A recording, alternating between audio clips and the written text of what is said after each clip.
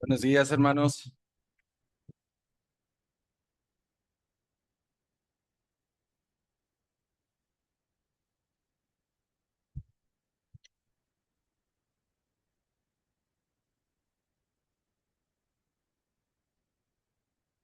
Los niños chiquitos pueden salir a su clase.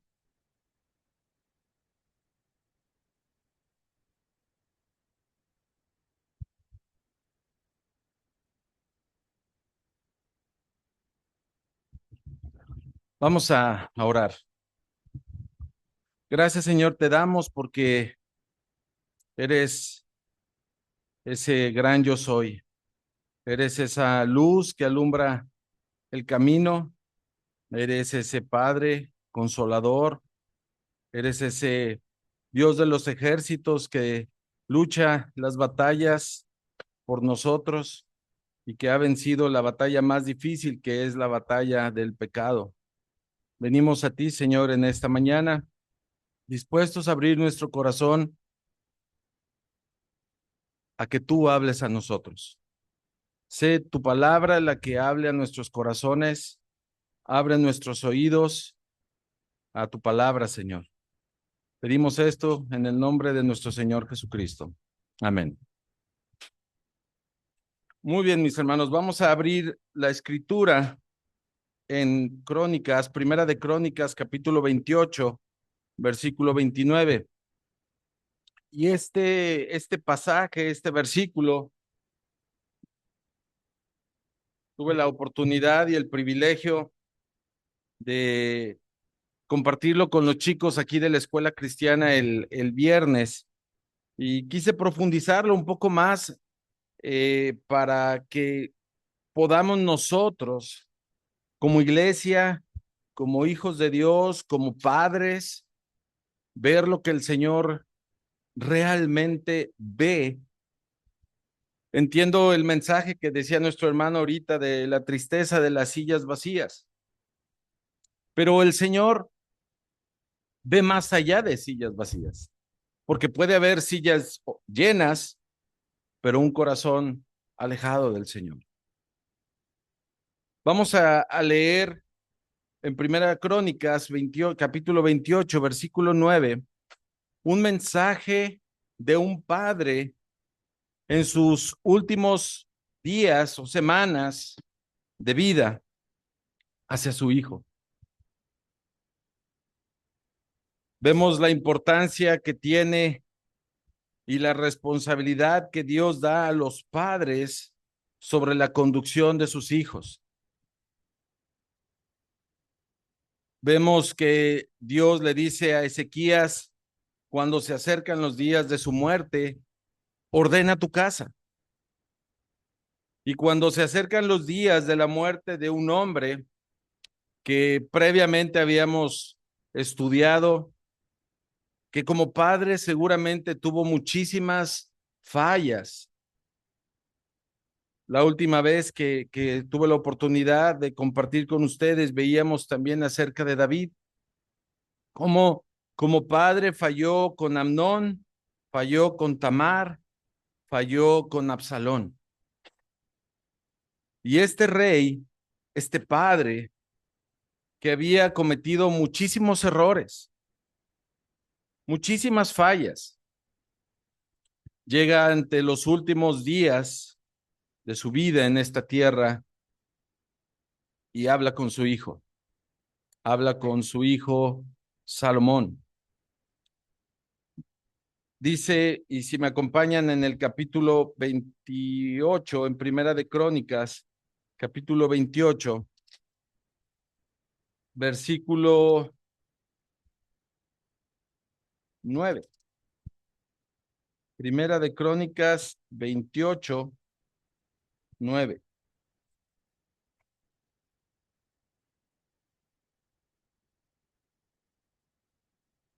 Dice, y tú, Salomón, hijo mío, reconoce al Dios de tu padre y sírvele con corazón perfecto, con ánimo voluntario, porque Jehová escudriña los corazones de todos.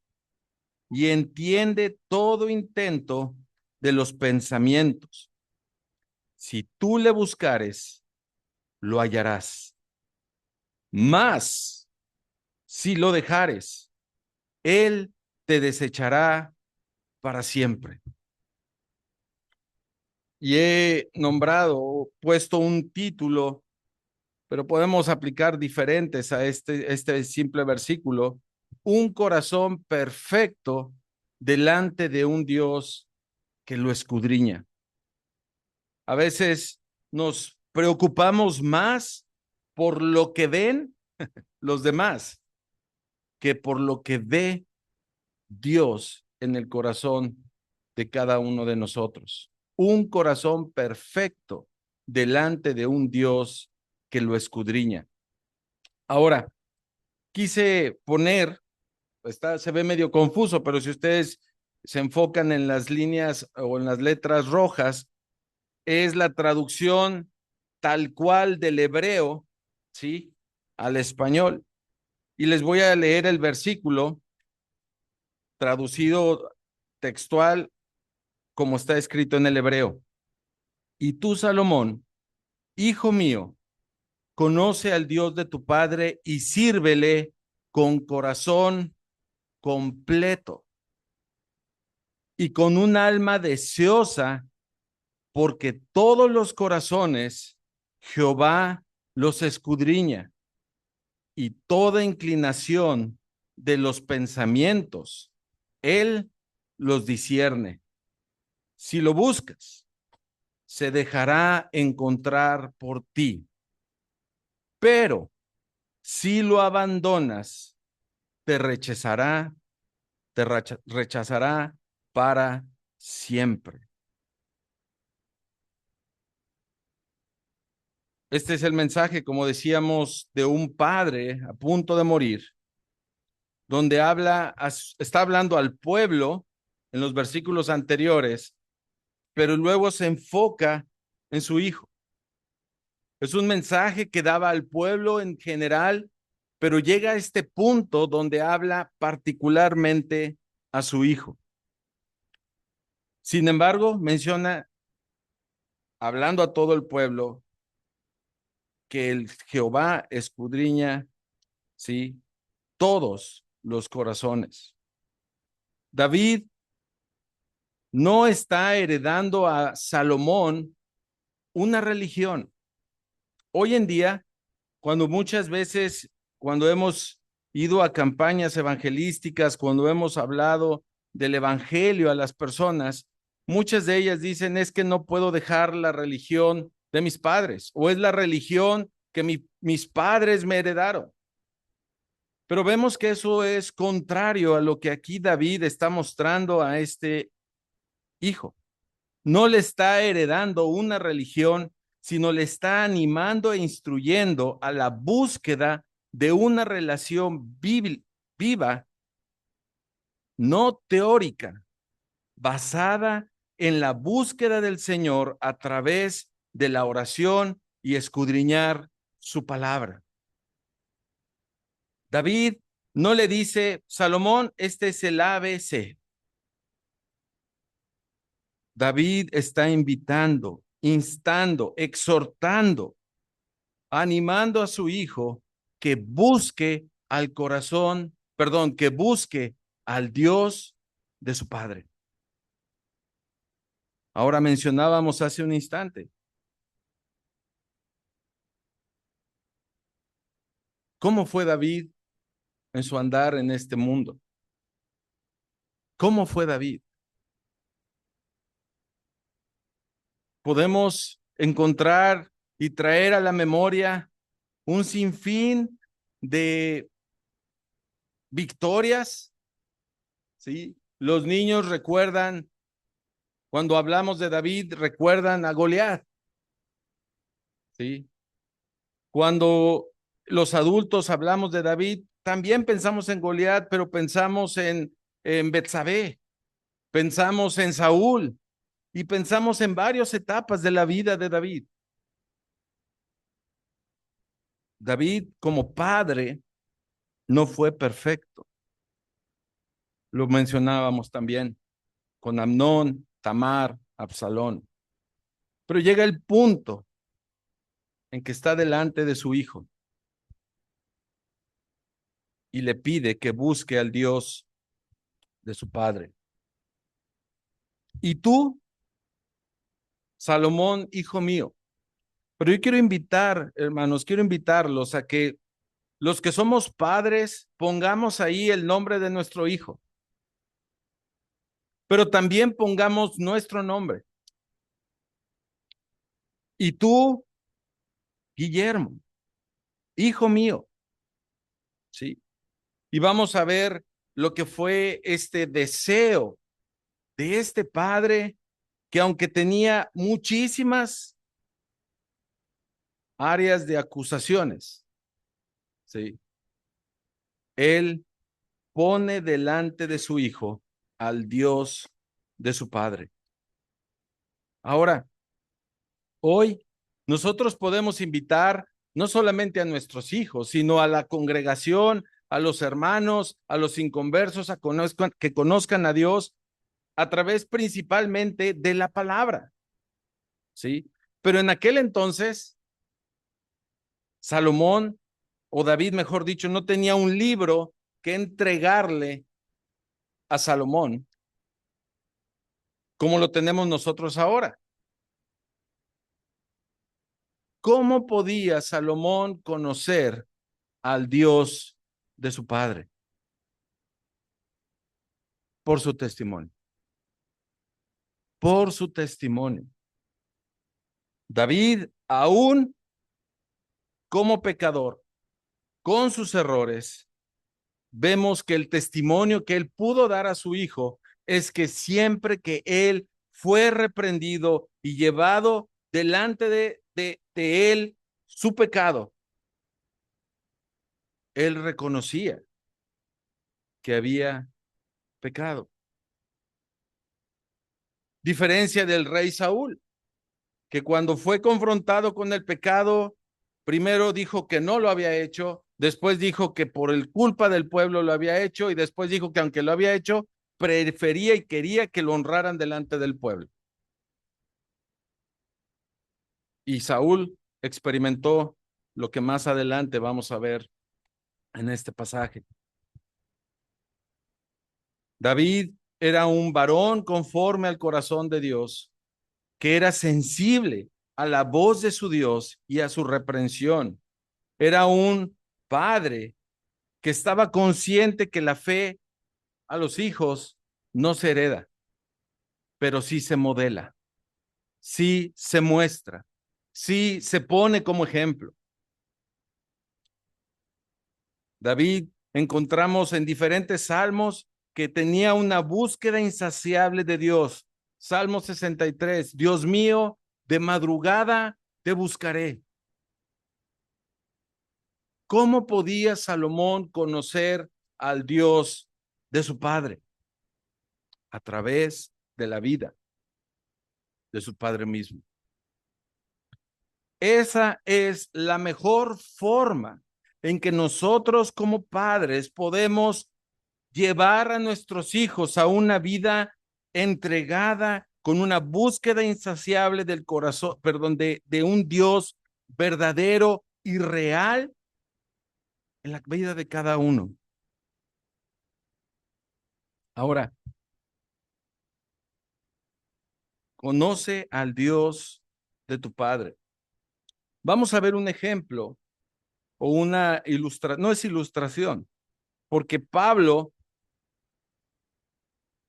muestra a los tesalonicenses, quiere mostrar a la iglesia de Tesalónica, ¿sí? Hablando del ministerio pastoral, el deber de los ancianos, el deber de los pastores, quiere Pablo utilizarlo y pone como ejemplo, como base, lo que Dios ha encargado a los padres para con sus hijos. Si vamos a Primera Tesalonicenses, mis hermanos, capítulo 2, versículo 10, y vamos ahorita regresamos a ver la vida de David, pero aquí en Primera Tesalonicenses, capítulo 2, versículo 10, dice, vosotros sois testigos y Dios también de cuán santa, justa y irreprensiblemente nos comportamos con vosotros los creyentes, así como también sabéis de qué modo, y luego aquí hace la referencia. Pablo está hablando del ministerio pastoral, Pablo está hablando de la responsabilidad de los ancianos, pero hace referencia a la responsabilidad que cada uno de los padres tiene para con sus hijos. ¿Sabéis de qué modo, como el padre a sus hijos, sí, exhortábamos y consolábamos a cada uno de vosotros y os encargábamos que anduvieseis como es digno de Dios, que os llamó a su reino y gloria? Mis hermanos, el llamado de Dios a su pueblo, como dice aquí Pablo, es a su reino celestial, a la eternidad en presencia de Él. Pero para ese punto hay un caminar, hay un andar. Y dice aquí la escritura, os encargábamos que anduvieseis como es digno de Dios. Pablo pone lo mismo que ahorita mencionábamos. En el versículo 10 habla del testimonio. El padre para con sus hijos, lo primero, lo que sus hijos, lo que nuestros hijos ven en la verdad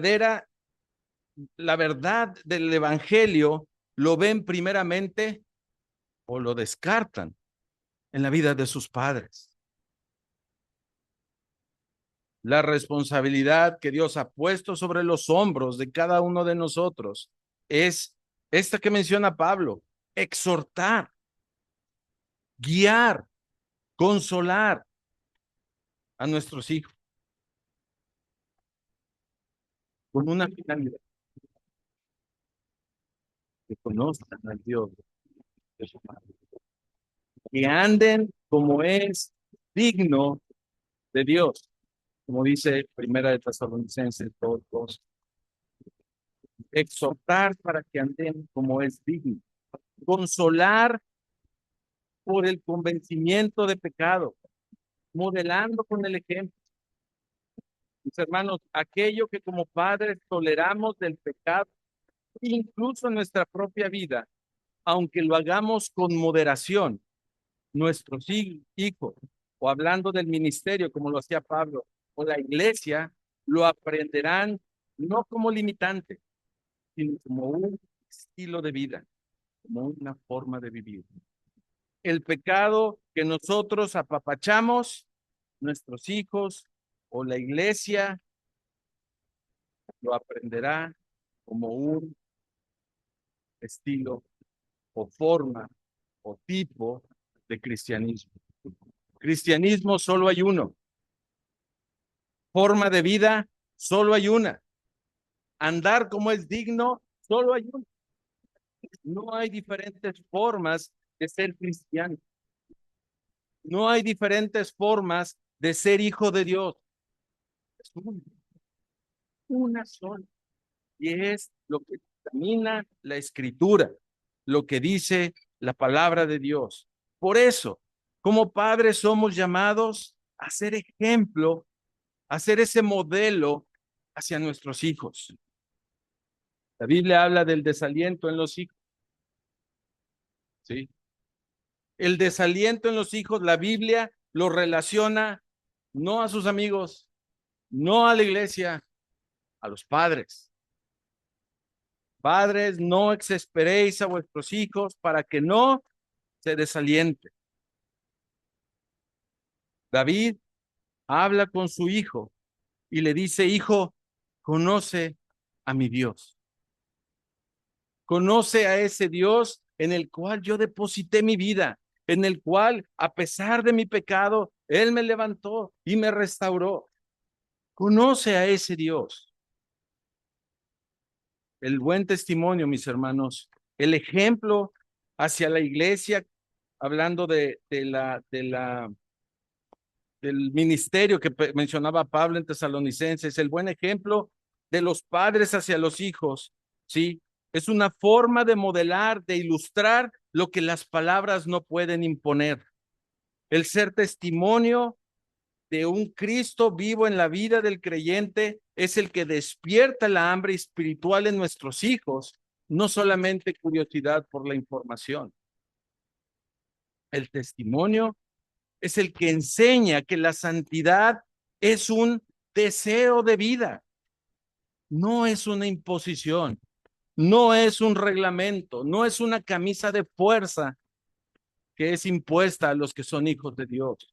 El ser ejemplo de ese Dios verdadero a nuestros hijos les enseña que la santidad es la respuesta al amor que Cristo tuvo por nosotros.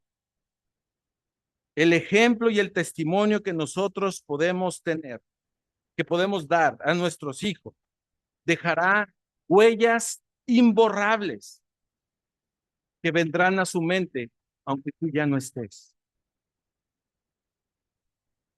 El jueves pasado, mi padre cumplió 10 años que partió con el Señor. Y yo les puedo dar testimonio, mis hermanos, que muchas de las cosas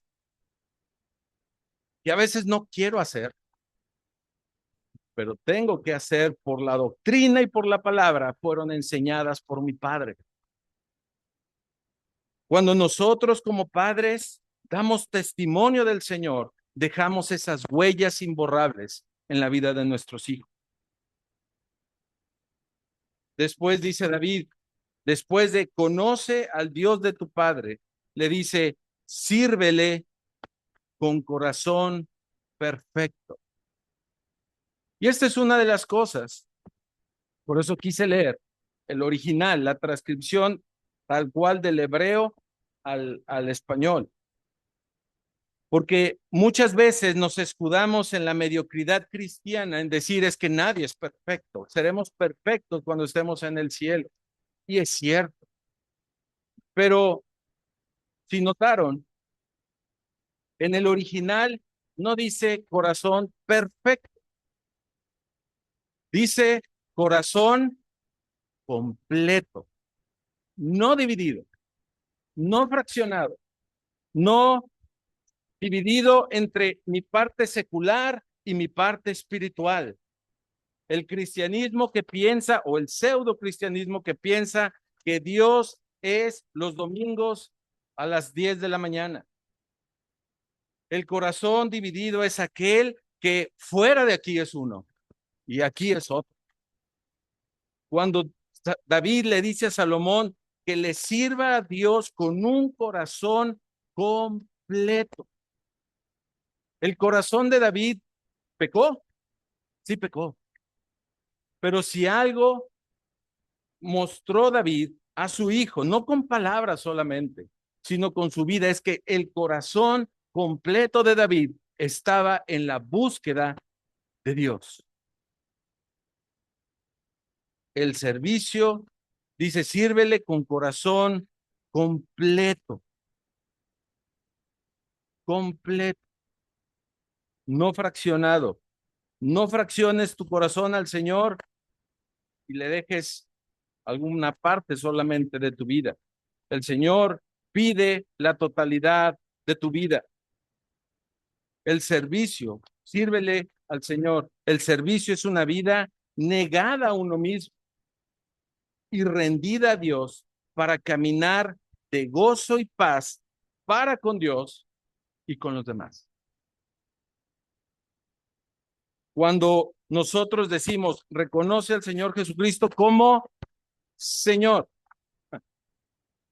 mis hermanos, no es meramente un título vacío.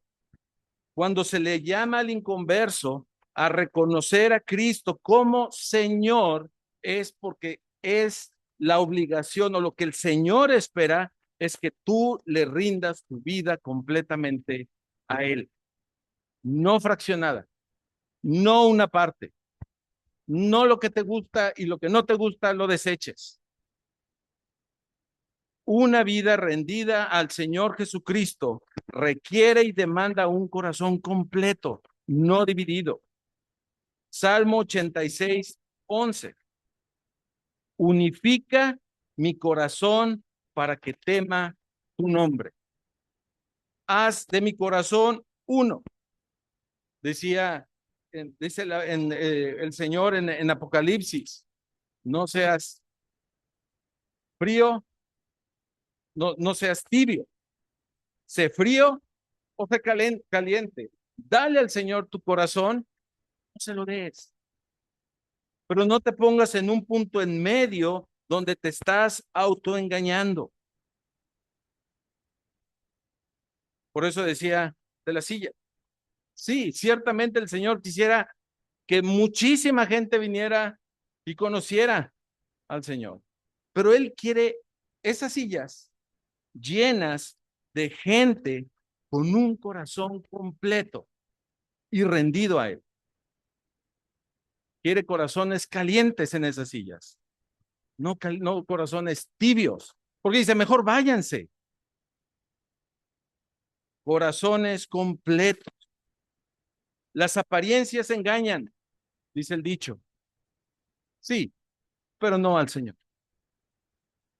Dice el versículo que el Señor escudriña no tus actividades, no lo que los demás ven de ti. El Señor escudriña tu corazón. Él sabe por qué estás aquí, o sabe por qué no. Él conoce tu corazón y eso es lo que a nosotros nos debe mover, mis hermanos. No lo que los demás, ¿sí?, puedan ver externamente a nosotros. ¿Qué ve el Señor en mi corazón? Las apariencias engañan, pero no al Señor. Él ve lo que otros no ven. Él ve lo que tú crees que nadie más ve. Dice Elías, le dice al pueblo en Primera de Reyes 18:21, ¿hasta cuándo claudicaréis vosotros en dos pensamientos? Si Jehová es Dios, seguidle. Y si Baal, entonces ve por Baal. Y el pueblo no respondió nada. ¿Hasta cuándo estaremos con corazones divididos? ¿Hasta cuándo estaremos trayendo sacrificios como Ananías y Zafira, que trajeron solo una parte de lo que habían dicho que le entregarían al Señor? La primera iglesia estaba iniciando, lo veíamos hace unos miércoles, ¿sí? Y Pedro reprende esa división, esa mezquindad hacia el Señor. Y Ananías cae muerto y llega después su esposa y también cae muerto. El Señor dice, es un Dios celoso, no comparte su gloria, pero tampoco comparte el corazón. Si se lo das, dáselo completo. Mejor, si no, mejor no. No se lo des. Dice Apocalipsis, mejor es que seas frío. Santiago 4:4, oh almas adúlteras, ¿no sabéis que la amistad del mundo es enemistad contra Dios? Cualquiera, cualquiera de las sillas llenas o de las sillas vacías, cualquiera pues que quiera ser amigo del mundo, se constituye enemigo de Dios. Primera de Juan 2:15, no améis al mundo, ni las cosas que están en el mundo. Si alguno ama al mundo, el amor del Padre no está en él. Mis hermanos, esto no es Primera de Memo 15:5, es palabra del Señor, es palabra fiel del Señor, donde dice al que tiene el corazón dividido, le dice alma adúltera. No améis al mundo ni las cosas que están en el mundo. Si alguno ama al mundo, el amor del Padre no está en él. Sirve al Señor con corazón completo. Sirve al Señor con un corazón deseoso de renunciar a sí mismo. y podrá haber cosas que no te agraden, o podrá haber cosas que te agraden y que tengas que renunciar a ellas, pero el Señor vale la pena. Su promesa de vida eterna vale la pena. Sirve al Señor con santidad, apartado para Él. No decir, Señor, voy a apartar para ti una parte de mi vida y la otra se va a quedar por allá. La santidad, los hermanos mencionaban, no es una camisa de fuerza. La santidad no quita el gozo. A veces pensamos que el creyente que es santo es el creyente que es más enérgico, el amargado, ¿sí? El que se reprime de todo. Mis hermanos, la santidad da gozo porque es la respuesta al amor de Dios en tu vida. No es la santidad, no es un listado de actividades que tengas que seguir para que Dios no esté enojado contigo. Eso no es santidad. La santidad es la respuesta de querer agradar a aquel que se negó a sí mismo y dio su vida por ti. Dice en Salmos 100, versículo 2, servir a Dios, alegría. Servir a Dios con alegría. Hermanos, la santidad, jamás Dios ha mostrado en la palabra que la santidad sea una carga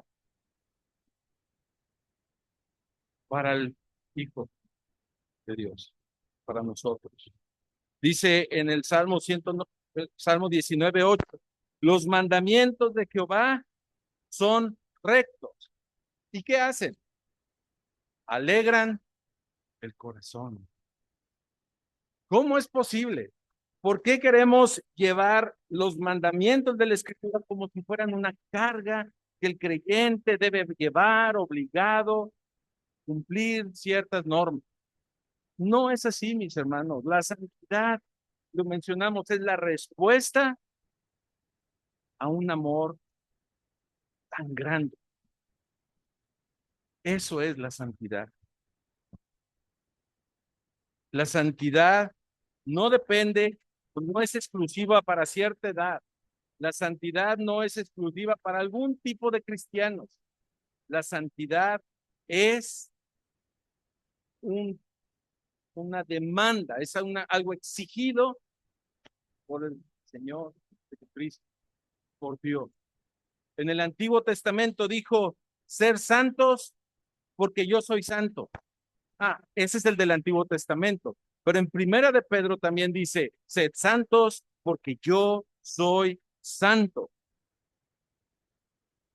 La santidad no es opcional, mis hermanos. Dice Hebreos 12:14, sin santidad nadie verá al Señor.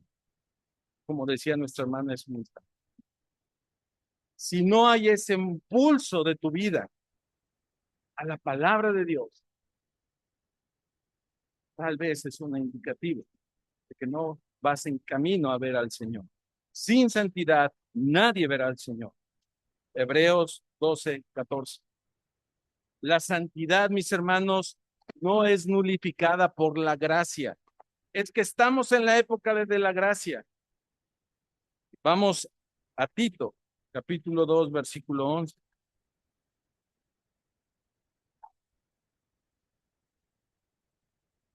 Porque la gracia de Dios se ha manifestado para salvación a todos los hombres. ¿A dónde nos lleva la gracia?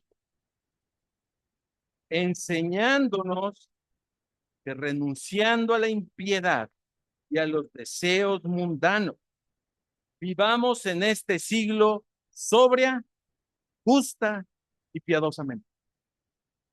La gracia no nulifica la santidad. Al contrario, nos enseña, nos lleva hacia ella. La santidad para el creyente verdadero sí es el atributo que por excelencia hace que Dios sea hermoso y glorioso. La santidad es el brillo de la gloria de Dios. Y lo veíamos hace un instante en Isaías capítulo 6 y en Apocalipsis capítulo 4.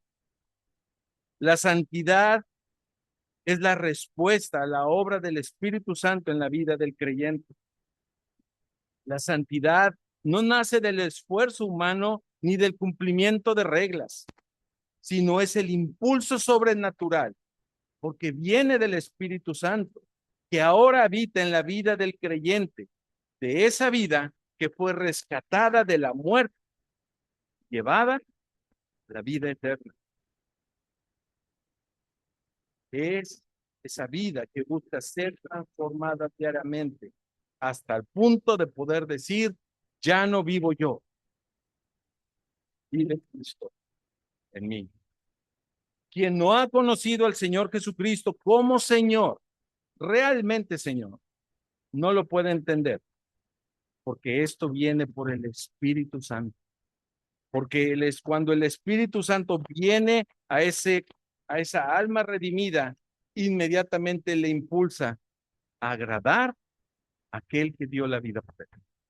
La santidad es la respuesta a la obra de Dios, la respuesta a la obra del Espíritu Santo. La santidad produce gozo.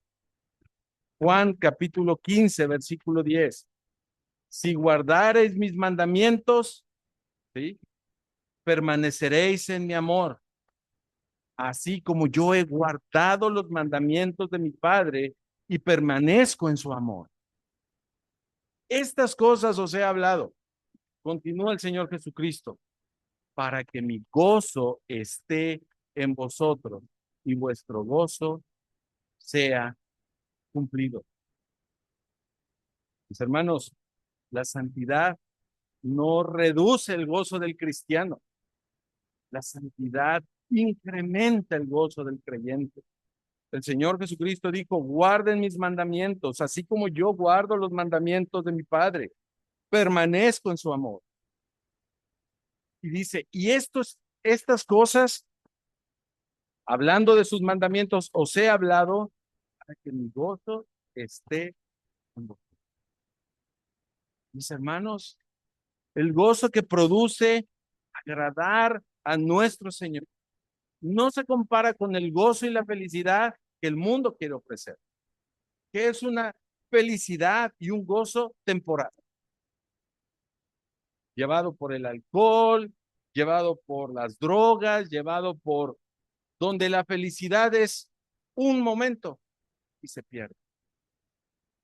La santidad produce un gozo permanente en la vida del creyente para que mi gozo esté en vosotros y vuestro gozo, dice el Señor Jesucristo, sea cumplido. Mi hermano, si no estás experimentando gozo, tal vez es porque tu concepto de santidad está distorsionado. La santidad produce gozo en la vida del creyente. Es ese gozo que el mundo no puede dar. Y ahora, ¿qué pasó con Salomón? ¿Sí? Vemos a un padre dando el consejo a su hijo. Conoce a mi Dios, conoce al Dios de tu padre, sírvele con un corazón completo, no dividido, con un alma deseosa, no obligada. ¿Por qué? Porque el Señor escudriña los corazones y toda inclinación de los pensamientos. ¿Sí? La vida de Salomón, ¿qué pasó? Lo primero que hizo Salomón fue buscar al Dios de su padre.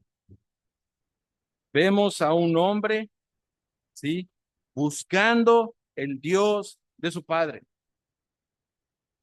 Cuando Dios le dice, pídeme lo que quieras, Salomón dice, quiero sabiduría. Quiero sabiduría. La vida de Salomón busca al Dios de su padre, pide sabiduría y dice la escritura que gobernó con justicia y sabiduría. Recordarán aquellas dos mujeres que llevan a un bebé diciendo que el bebé era de las dos.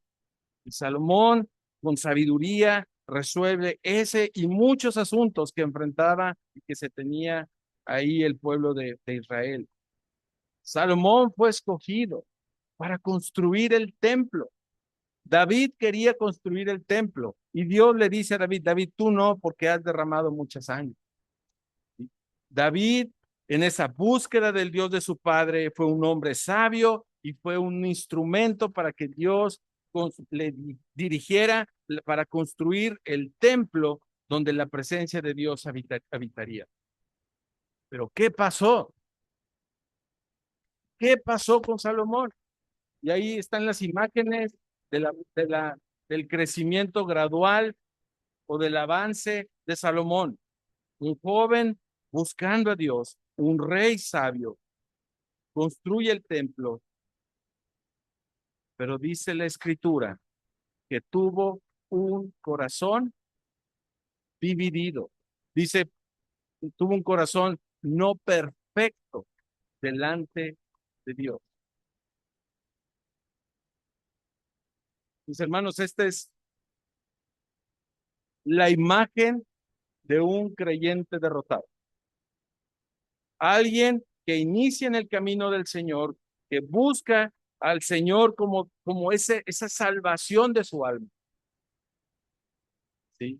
Escudriña la escritura, pero en el momento que el corazón no es perfecto, en el momento que el corazón está dividido entre lo que yo quiero y lo que el Señor quiere, en el momento en que el corazón está dividido entre lo que el mundo me ofrece y lo que Dios me ofrece. Dice la escritura que Salomón tuvo un corazón dividido. ¿Y qué pasó? Fue desechado. ¿Cómo concluyó o lo que tenemos registro en la escritura? ¿Cómo vemos la vida de Salomón en el libro de Eclesiastés? Vanidad de vanidades, todo es vanidad, ¿sí? Un rey, vamos a decirlo así, desanimado, desalentado, no concluyendo como concluyó su padre. Un rey, ¿sí? Que fracasó en su vida espiritual. Pero ¿saben algo, mis hermanos? Al final de cuentas, al final de ese punto, ¿sí? Salomón concluyó con lo que David le había dicho. Y Salomón concluye el libro de Eclesiastés 12:13, dice, el fin de todo discurso es este, teme a Dios y guarda sus mandamientos, porque este es el todo del hombre. Un rey que conoció los contrastes de la vida cercana al Señor, llena de gozo, construyendo el templo, pero que poco a poco se fue dividiendo su corazón, tomando los placeres de este mundo, al punto que dijo, nada vale la pena. Bueno, solo una. Teme a Dios y guarda sus mandamientos, porque eso es todo. Eso es el todo del hombre. Salomón reconoció la veracidad del consejo de su padre. Busca a Dios, teme a Dios, porque eso es todo, porque eso es todo. Ahora, vimos, ¿sí? en Primera de Crónicas que Dios da una promesa y una advertencia. Promesa y advertencia. ¿Sí? Vamos a regresar a Primera de Crónicas,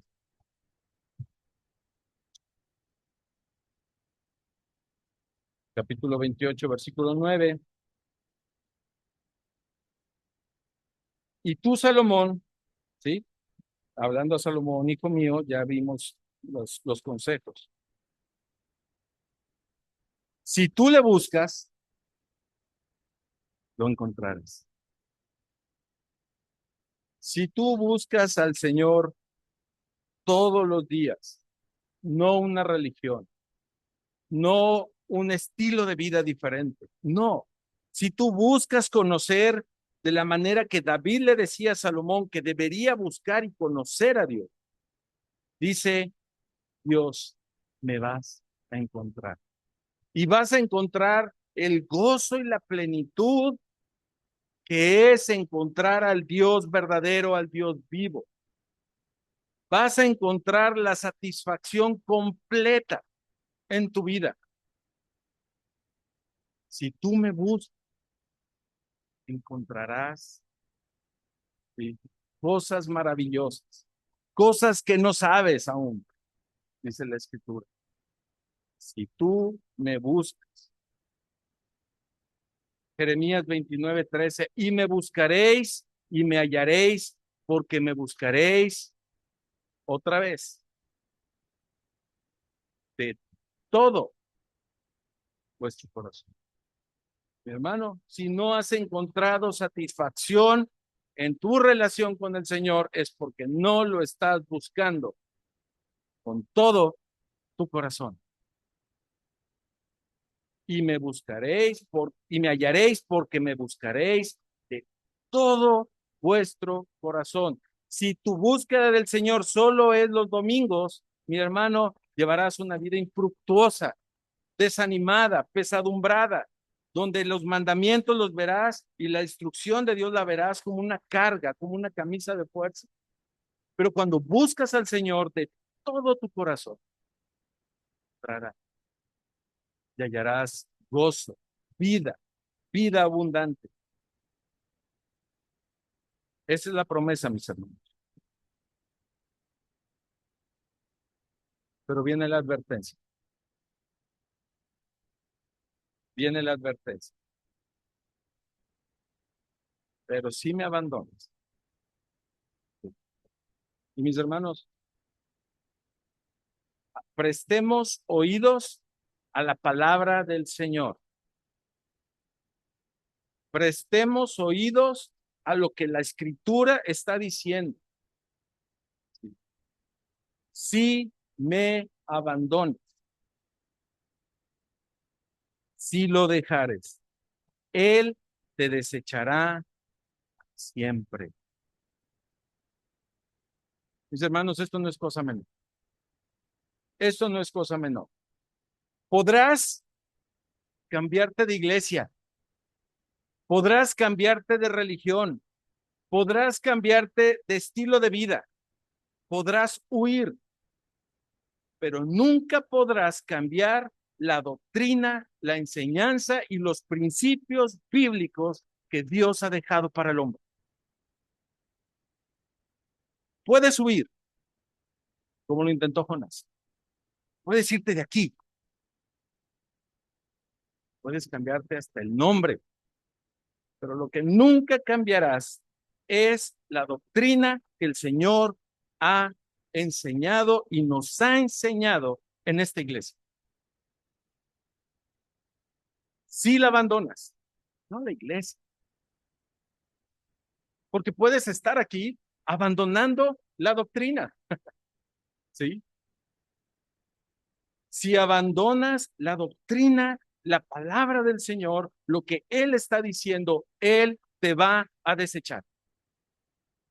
Él te va a desechar. Eso no es legalismo, es palabra del Señor. Eso no es ser severos, es palabra del Señor. Podrás cerrar tus oídos, podrás decir, no, yo no quiero escuchar eso, pero nunca podrás callar el Espíritu Santo que te estará diciendo y te estará molestando y te estará redarguyendo diciendo, regresa a la doctrina, regresa al camino del Señor.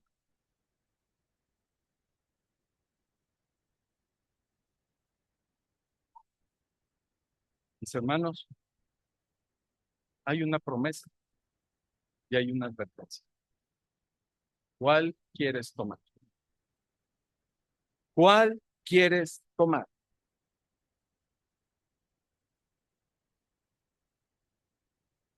La palabra del Señor es viva, eficaz, es esa espada que penetra, que incomoda,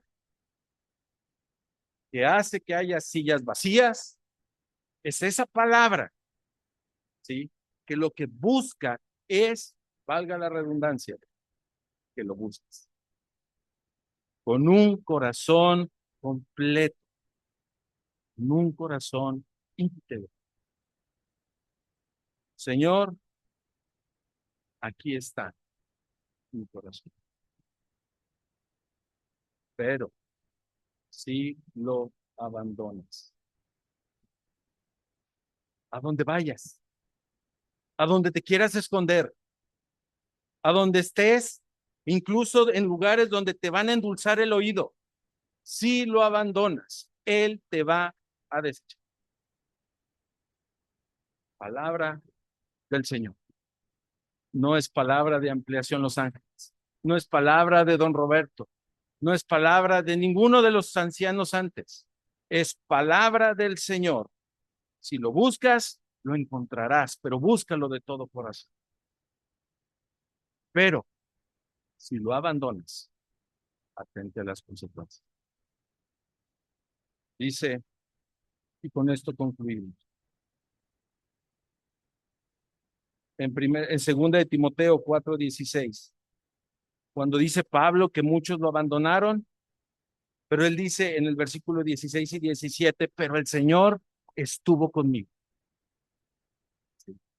Dice en Salmo 27:10, aunque mi padre y mi madre me dejaran, el Señor me recogerá. Mis hermanos, vivir de esta manera, vivir buscando al Señor, buscando su rostro, vivir buscándolo a Él con un corazón completo, podrá causar ataques, difamaciones, podrá causar que te dejen solo, ¿sí?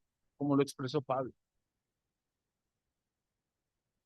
Pero sí, estarás, como dijo Pablo, el Señor estuvo conmigo.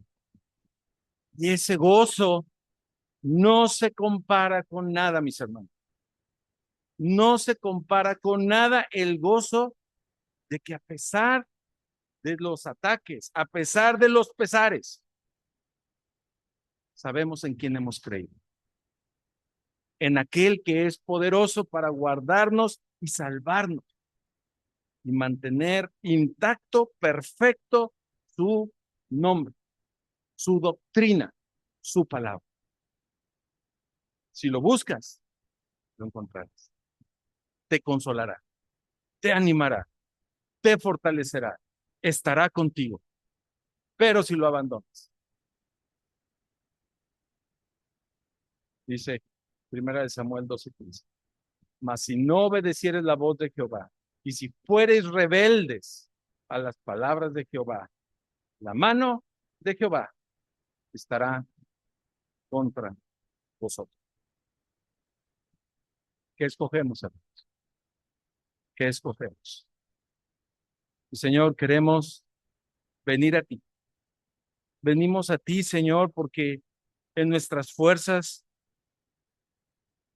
no hay nada.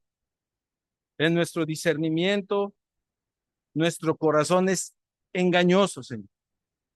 Por eso venimos a ti, a tu palabra. Tu palabra no falla. Tu palabra es la misma ayer, hoy y siempre. Tú eres el mismo ayer, hoy y siempre. Esa misma doctrina que fuimos enseñados hace muchísimos años. Es la misma doctrina y la misma palabra que nos refuerza y nos redarguye y nos fortalece y nos anima a seguir adelante. Señor, no nos permitas retroceder. No nos permitas abandonarte. No nos permitas alejarnos de ti. No nos permitas eh, eh, cerrar nuestros oídos y nuestro corazón a tu palabra. Estórbanos, Señor. Inquiétanos para que no volvamos atrás. Gracias, Señor, porque cercano estás tú a quien te invoca, a quien te busca de todo corazón. Queremos estar cerca de ti, Señor, porque fuera de ti nada soluciona. Tu palabra es verdad. Y en esa palabra es que hoy oramos y queremos ser redarguidos por ella.